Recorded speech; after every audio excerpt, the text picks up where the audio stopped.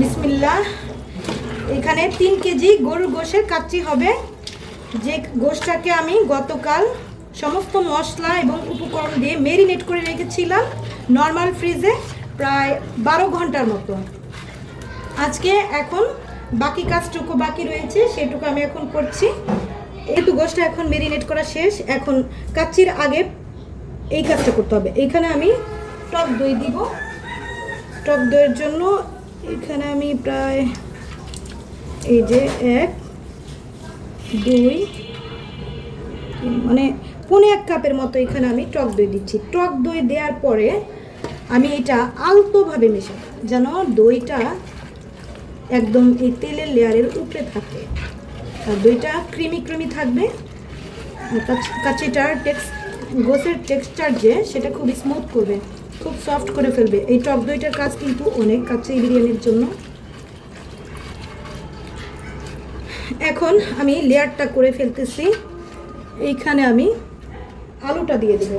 এই যে সাজিয়ে আলুটা দিয়ে দিলাম। আলুটা আমি ফ্রাই করে নিয়েছি, একটু টক কেওড়া জল, একটু গোলাপ জল, একটু ফুড কালার দিয়ে খুব ভালো মতো এটাকে রোস্ট করে নিয়েছি।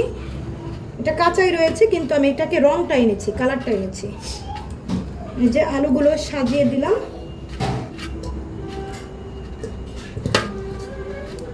এরপরে আমি এই যে পুদিনা পাতা, এই পুদিনা পাতাটাকে বা ধনিয়া পাতা দিলেও দেওয়া যায়, আমার নাই এজন্য দেইনি।